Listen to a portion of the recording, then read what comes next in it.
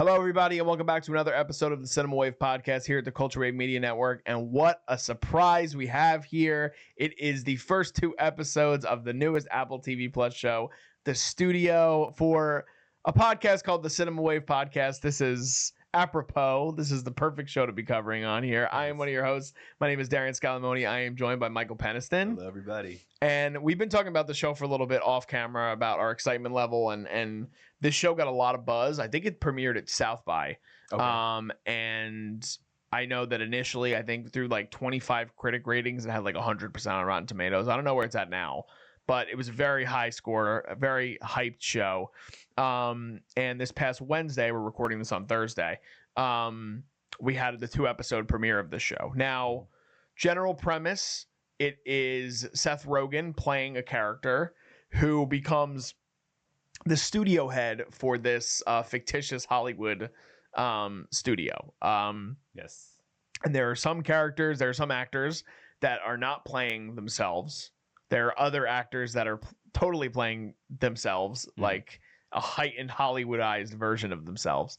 But through the first 2 episodes, I'm curious on what your broad thoughts are. Broad thoughts. So I was actually very excited going into this show. I am a very, very big fan of Seth Rogen and Evan Goldberg. Yes. I just have to make sure. Yes. Sorry, Evan. What's it called? I feel like I grew up on their comedy. So to see Seth and Evan branching out into different things, like they had, the Teenage Mutant Ninja Turtles movie and just all these different things, but still implementing that comedy sense. I love to see it. And so with the studio, I was really, really excited going into this to have something told from his point of view, being that he, is kind of at that place too, in the outside world of the show. And so broad thoughts. I was a very big fan of these first 2 episodes. It definitely, I liked there was a fast-paced, long cut sort of feel to it. I felt like every scene was a long cut. The performances and the cameos that we got, I feel like were just they were played naturally, but still the performances I feel like were so exaggerated and fun that it just worked. It fit Seth Rogen and Evan's comedy sense to a T. And it was just crazy and chaotic. I'm trying to keep it very broad because there's a lot to say, spoilish, but I'll just leave it at that for now. Yeah, no, I agree with you. I mean, my favorite comedy movie of all time is Superbad. So I'm also a huge fan of Seth Rogen and Evan Goldberg's comedy. This is a show that, so I don't know, this is more of a dramatic take, but there was a movie that came out in the 90s called The Player. Have you ever seen that movie? I have not. No. Okay, so it reminded me a lot of what they were going for with that, where it's very much a movie that is completely immersed in Hollywood. Like, everything about this show is kind of partially poking fun, but also peeling back the curtain of what the film industry is as a whole. And I think that this show does a very, very similar thing. I think that what Seth and Evan are trying to do is some of the things are probably adjacent to things that they've gone through in their careers. Some of the things are also obviously exaggerated. Some of them are probably even dumbed down to the sense where it's like, what I've experienced is so crazy that even if I put it in a fictitious show, you wouldn't believe me that it's real because Hollywood's a crazy cycle and a crazy world. Yes. But I do think that someone had said this on Twitter, and I said this right before we started rolling. It is very reminiscent of Entourage. It has an Entourage-like feel. It's just even more modern. Like, I don't know what year Entourage ended, but it debuted almost 20 years ago, 2006, which is crazy to think about. But that, like, so much in the industry has changed in those 20 years, including a big part of what we get in the whole first episode, which is like the significance of IP and what that means to executives and actors and writers and directors and how they can spin things to get to manipulate the system and things like that. And again, I don't want to go into too much with spoilers, obviously, because we're just talking broad thoughts. But at this point, we're going to start talking spoilers about the show. So if you haven't watched it, I would say we probably both would recommend watching the first 2 episodes. 100%. Yes. Yeah. So go watch the episodes and come back. Pause this, go watch, and then come back. That's your warning. Okay. Enjoy. Spoilers. So the first episode is fully immersed in the importance of the Kool-Aid brand and the Kool-Aid man to Hollywood executives. Yes. And it's done in a really funny way. Now, I want to start with the structure of the show, though, because from the minute the show opens, you're thrown into this world. Yeah. And again, Seth Rogen is not playing himself, but he's practically playing Seth Rogen as a studio executive. He's playing a different, like a fictitious character. He is one of the leads. His best friend is Ike Barinholtz, who's been in a lot of other things. He's been in a lot of Seth Rogen projects previously. Kathryn Hahn, she plays the head of the marketing department. Yes. You also have Bryan Cranston, who plays the new president of the studio. Within like minutes, you find out that he has purchased the studio, and he is firing the old studio head and then bringing in Seth Rogen as the new studio head. All these people are MVPs to me and stand out so far. I think Cranston does such a good job of playing like that over-the-top mustache twirling villain while also staying within himself in those moments, like when we eventually get a certain moment about how Seth might have paid $10 million for a script that he's not going to make. Yes. And what that could mean for the studio. It's a great scene. And I think that the cool thing with Cranston is that everyone, like majority of people know him from Heisenberg, obviously playing Walter White in Breaking Bad. Mm-hmm. But some people might not know that he was also a sitcom dad for like 12 years on Malcolm in the Middle. So he has that like great balance of comedy and drama and heightened reality. I mean, in a sitcom, that's what you're doing is that exaggerated sort of thing. Yeah. So he was a big standout to me. Kathryn Hahn is just a pleasure. Like anytime I watch her in anything. She's a standout. Yes, 100%. And I do like to see Ike Barinholtz is a actor that I think he's actually really funny, but he never has the full showcase. Now, there's some movies that I know he's led in recent years that I haven't seen. Really? So yeah, like I haven't watched. Here's the thing: I haven't watched a studio comedy movie that I've like thoroughly enjoyed in probably a decade. Mm-hmm. This is a series, but this is one of the funnier things output that I've watched in forever, and it feels like something that could have been like a 2-hour long movie, but they made it into a series, and I think it's going to benefit because of it. You know what I mean? Yeah. So yeah, I agree and I disagree with that statement. Okay, go ahead. I do. Just because I feel like at least with recent Seth Rogen Evan Goldberg work, there it isn't just reliant on the comedy. You kind of have a lot more dramatic pieces that go into it, and then their storytelling has always been chaotic, but they know how to bring in a nice dramatic feel. And I feel like this show is where we're going to really see that the sense of that. We already have seen a lot of it. I feel like it's so cool what they're doing here because yes, it is like Seth Rogen himself playing like an exec, but it's also the Seth Rogen that we all know as like maybe being like a director, as being like a writer, creative. And there's a cool storyline that we're kind of witnessing here where it's like he's playing the role of exec, but he also is like a film head at heart. Yes. And it's like he really wants to get in the midst of that, and to a T, it could be replicating what executives are like on in the midst of production and all of this. But it's really cool to just kind of like see this because it's like you don't really get to see that side. You just kind of know of execs being like money. Like, it's like peeling back the curtain. Exactly. 100%. So I feel like there are little pieces that will add up as far as being true good dramatic storytelling here. Right now it's early, so we are getting a lot more comedy. But I agree, a lot of these characters are already like holding up. I think Ike is hilarious in the show, but he's also, again, very serious at the same time, and he knows how to maintain both the serious while being comedic. And it's funny because I haven't seen him in a lot of other things as far as being like that lead, like you said. I've always just seen him as like a side character. So to kind of see him playing more of like a main role in this is really he's basically the second lead. Exactly. Yeah. And you really see a lot of that in episode 2. And so but yeah, I really like that. Kathryn Hahn coming off of Agatha. It's cool to just see her be able to jump into all these different characters, and she is just amazing.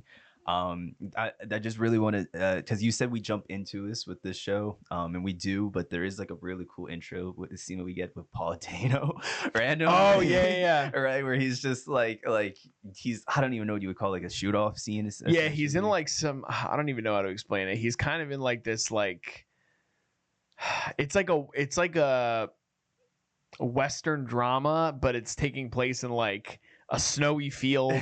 Yeah. And it just kind of, again, it does that thing that like we love from like Tropic Thunder too, where it brings you into a fake movie to kind of like reveal the real world of what this overall story is. Yeah. And you see him like acting as a character, and then Peter Berg, which ironically enough, again, Peter Berg plays the director within the movie in the show, and he was one of the directors and producers of Entourage. Oh wow. So I do think that's an interesting, I kind of forgot about that, but that's an interesting kind of wraparound. But yes, we do have the opening with that as well, that kind of has Seth Rogen kind of again being like, oh my god, it's Paul Dano, like, yeah. and the importance of like how the cinephile comes out for him, and how you were talking about like with the executives, it's like how many of these people get the money and take the jobs that they get just so they can be closer to people of influence. Yes. You know what I mean? Yeah, 100%. 100%, yes. And so but also just all the behind the scenes stuff too. It's cool. I feel like this is like a more realistic version of The Disaster Artist to a T, because we kind of saw like the making a film, and so like this is just like exactly Hollywood, but not without Tommy Wiseau. Yes. And so I feel but no, it's just really good. There were a lot of really standout, again, just minor performances that may be for the sake of an episode bit, but could last, knowing Seth Rogen's comedy. I can bring up Martin Scorsese and we can jump into that storyline right there. Yeah, I mean, big part. Yeah, so Martin Scorsese has a very big role as Martin Scorsese in the first episode, kind of going back to the overall Kool-Aid aspect of it, and so much of the plot of the first episode. Again, we get like a very short, succinct intro of like Rogen is the second in command at the studio. Catherine O'Hara, who's also great. Yes. Plays the old studio head. You don't see her at first, but you find out that Bryan Cranston's character comes in, lays her off. Seth Rogen meets Cranston's character, and Cranston gives him the job. And again, he's like, we need to sell like this Kool-Aid movie. Like, this is what we need to do. And he's freaking out because there's the side of him that's like you were talking about, alluding to, Mikey. He's like, but I care about like art, and like I care about like the independent film life, and I care about like the heart of filmmakers and what they care about. But now he's answering to this guy who's like, all I care about is money. All we care about is money. We don't make films, we make movies. Yeah. And so there's this great scene where it's a great sequence, to be honest with you. It's Seth and Ike sitting down with comedy director Nicholas Stoller, and he gives his pitch, and it's essentially like doing a Kool-Aid movie that is like Marvelized. Yeah. He's like, you find out that he has this daughter that always wanted to break through walls, and there's his kids are like, so he's like, we can get all the other colors involved. We can get the green Kool-Aid and the yellow Kool-Aid. It'll be great. And so he goes from that meeting to where he's like not feeling impressed by it, but he's like, and Ike is like, no, but this is like exactly what we need for this kind of movie. Like, this will sell, like this will be great. Then he goes to a meeting with Martin Scorsese, and this is what I also love about this. I don't know if you knew this, but this movie that Marty is talking about is a movie he's been wanting to make his whole career. Like, it actually is. So he sits down with Rogen, and he's like, yeah, he goes, it's big in scale. He goes, it's going to be a big number, and I apologize. He goes, one word. He goes, Jonestown. And he's like the massacre, like the cult? And he's like, yep, absolutely. Just like the cult. Exactly. And so he walks him through this whole movie, and Rogue. I mean, it's hilarious. Again, it's like it's hilarious, and everyone should watch. I mean, I'm sure whoever is still watching at this point, hopefully you watch the show. But and so he goes. Rogen goes. Marty asked for $200 million. He goes, I will give you $250 million. I will pay you $10 million right now for your script, but I have one suggestion. And he goes, anything, whatever you need. And it just cuts away, and it's like the name of the movie will be called Kool-Aid. So he sells this $250 million Jonestown Massacre movie with the facade that the movie will be called Kool-Aid. And it'll be essentially because these people were drinking the Kool-Aid. And it's just great writing. Like, so much of that is so good. But I wanted your takeaway, obviously, in that whole sequence. And you could follow up with the eventual, what we get, the answers we get at the end of the episode. At the end of it, yes. So I feel like you said, the whole sequence just building up to it was so fast cut and perfect to me, just because I feel like they were given like a couple of days to at that point get this like going. And so it felt like it was a couple of days. Yeah, the pacing is great in this show. So good. I love it. You're always on the edge of your seat with it. And but I just felt like the whole sequence, the scenes with Nick were just really funny, and hearing like the pitch, it was so funny also because it feels like every sort of franchise might be following that same method. Yeah. So just to hear it played out into a bit was funny. But then the Martin Scorsese bit was so, I feel like it was so perfect because you had him so serious, and like the whole idea that Kool-Aid was even like brought up to begin with, I feel like is just so Seth Rogen. And so to have the two of them even in the same like conversation right now, I just feel like it worked so well comedically. When like following it, like having it be like, obviously nobody wanted the Jonestown script, and like they kind of had to back out with that whole idea. And there was a really funny moment, you brought it up before, where they're back in the office, the team with Bryan Cranston, and like at that point Seth kind of has to pitch this idea, and he has he just bypasses the whole Jonestown script, and we're gonna get back to the whole them letting Marty know. I just wanted to bring the scene up first. What's it called? But he just bypasses the whole Jonestown script and just goes right into Nick's script that at that point was like scrapped and had nothing to do with it. And so there was a really funny moment where Bryan Cranston, he loves it. He loves Nick Fuller, his Nick Stoller's script. And what's it called? I remember he stands up at one point because he references like the diversity and having all the colors. The Zay dance. Yeah. And he like points and he's like, yeah, we got the diversity. And like he hates the beat. And then he looks at the black guy in the room. He goes, we got you, brother. And then he looks at the Asian girl in the room, and we got you, sister. It's just so like, it's perfectly playing into all of the tropes that Hollywood is following too. And it's heightening them in a way where it's like, it's so absurdist, but it's also like, this is totally happening in rooms. 100%. Like they're looking for the little things. It's so, yes, I just that whole moment was just, I wanted to talk about that. But yes, then we get this moment where they're trying to figure out now how to basically let the Marty know that like they can't go through with this, and it becomes this whole fiasco where they need to get Nick back, but at this point, what's Peggy? Is her name? Who does Kathryn O'Hara play? Like, what's do you remember her name in the show? Oh man, is it? It does start with a P. I think Peggy, isn't it Peggy? I think, or I don't think it's Peggy. Kathryn O'Hara. Her character. We'll get that. But there's a moment basically where you find out Nick Patty. Yes. You find out that Nick spoke to Patty, and like this whole like, I hate this studio. I'm gonna like get my revenge on them. Basically told Nick to have nothing to do with this project. So now it's like this whole fiasco where Seth has to go recruit Patty back into the mist just to get Nick, and it's like a whole a great negotiation. Yes, a great back and forth. She wants exclusivity, and she wants she goes, I want 2 deals. She goes, I want a 3-year overall exclusive contract with an 8-picture deal. Yes, where I'm going to be making I think she said like 10 figures or whatever, and she's like, what do you say? And he goes, no, and she freaks out, and he's like, there's nobody in Hollywood that does a deal like that. Like, it's never gonna happen.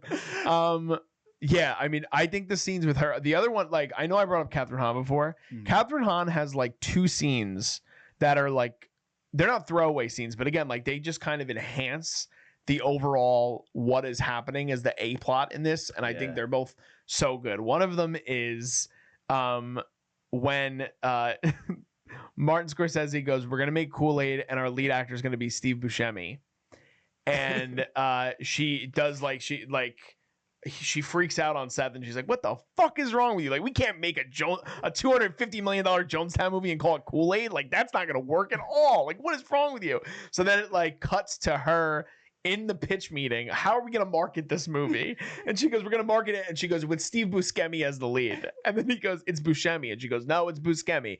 And they go on like a whole thing where she goes, it's like bruschetta cheese. And she's just like completely like butchering his name.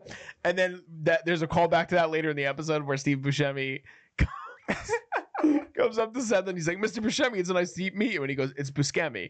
Like, just kind of like not fucking with him, but playing in the universe. And the other one I love is when he's freaking out before he has to go in and meet Griffin, Bryan Cranston's character. She drops a laptop in front of him, hits the space bar, and it's an animated CGI Kool-Aid man blasting through a fucking wall. And he's like, what the fuck is this? She's like, it's a teaser trailer, you fucking idiot. What do you mean? Like, you've never seen a teaser trailer before? So he goes in the office and he plays it for Griffin. He's like, this is great. This is exactly what we want at this studio. 100%. This is great. Now tell me what the story is. And that's when he goes into what you were talking about, the old Stoller script. But like, it's so absurd. Like, the first episode is so absurd that it works because it's so much in the mold of Seth and Evan, like you talked about. But it's also paying tribute to the industry that they work in, the evolution of where they've come from, Martin Scorsese being one of their favorite filmmers, and they eventually have to tell him, we bought your script to just make sure it doesn't sell anywhere else. We're killing your movie. And it has a great conclusion with him and Ike watching Goodfellas, which is great. And they talk about how they're like, they were like, even though we had to kill Marty's last movie, this is still a great fucking movie. So it's good. Like, I don't want to give away every detail of the first episode because people should watch if they haven't, but it's a great premiere, I think. I personally preferred the first episode to the second, but the second episode has a higher score on IMDb. And the second episode is called The Oner. And the whole episode is shot in one take, or it's shot to look like or feel like one take. I don't know if it actually was. But and they're also poking fun at that because the whole episode is Seth and Ike driving to a Sarah Polley set to watch her get this historic Oner in this movie that she had this like period like lesbian drama with Greta Lee, and the absurdist comedy gets ramped up to like 100 in this episode. 100%. It's to me, you compared it to Entourage, and I agree that this is definitely, like you said, Apple's Entourage. This episode very much gave me Atlanta vibes, just like the pacing of everything and just like the cause and effect in this episode. I feel like was just so on point with what you'd see Donald Glover do in an Atlanta episode. But yeah, it was just so outrageous. And just speaking on that whole cause and effect thing, I feel like it was implemented perfectly here through the comedy. Just to have Seth Rogen solely be the disaster of the whole thing. And honestly, everything else was fine. It was literally just him. But yes, I feel like this episode, I agree. Talking about episode 1, I think episode 1 held up more than episode 2. But there's just also more to kind of pull at in the first episode. 100%, yeah. But episode 2, I think, definitely holds up on it as his own thing for sure. Brings us into the world of actually being on set. And again, it's cool because this show is bringing us through the eyes of like almost every perspective in the industry. And so you're kind of seeing what it's like for an exec to be on a set like this. But you have like at one point you have a moment where he's greeted by a PA, and it's played by the kid from the Mick, I think, or something like that. Okay. I forget his name. But he was so good in it, and just to see that, like, and then Seth Rogen's character, little like at moments, be like, oh, you know, I started out as a PA too, and like try and relate to him, and like that whole bit, but like the PA, like him then blaming shit on the PA, the AD being like, don't worry about it, he'll be fired tomorrow. Right, exactly. And the exec's like, no, he doesn't need to be fired. I was a PA, isn't he? He goes, no. And then he goes, Mr. I forget what Rogen's character's last name is, but his first name is Matt. Yeah. And he's like Matt. He's like Mr. Studio Head. He's like, you're wearing the fourth extras like backup wardrobe like we need. He goes, oh fuck, I'm sorry. And he's like ripping it off. And he's like, you don't ever ask a studio executive to take his clothes off on set. Like it's like it gets just ramped up to 1,000. But I do love how like it's so immersive. That's what I think is my favorite part of the show so far, is that, like you're talking about, it really, for anybody that doesn't understand the way Hollywood productions work, it's again, reminder, it's satire. Yes. But it is a exaggerated version of what these sets could be like. Things can get chaotic, things can get out of whack, and then even the things with the director trying to be like, no, it's fine that he's here because like I really want this Rolling Stone song and it's going to cost the studio $800,000. So like if he wants to be here for the day and I get to ask him about that and he's happy sitting on set, then he can sit here for as long as he wants. Right. It's great. It's just great, like the interactions that you see between the different characters and their positions too, and see how some people have the brains for these things, then other people are just there, just like la la la la la, like they have no idea what's happening. Yeah, you know what I mean? Yeah. Even with Greta, there was like a similar scene where, like the whole episode, you see she's trying to like kind of like be all nice with Seth and kind of flirt her away, but you find out that she just wants like a jet or something, a private jet for media. Yes, as the talent in the episode, and so again, it's they perfectly, still on the satire view, they perfectly highlight each role on a film set in this episode. And yeah, it's just the cause and effect. Is Seth in this? He just like you have little moments where I'm trying to remember exactly. Oh yeah, there was like a moment. I'm like skipping ahead a little bit, but there was a moment at this point where everyone wanted him off the set. He had already caused enough, and he was like, "No, I just got to pee."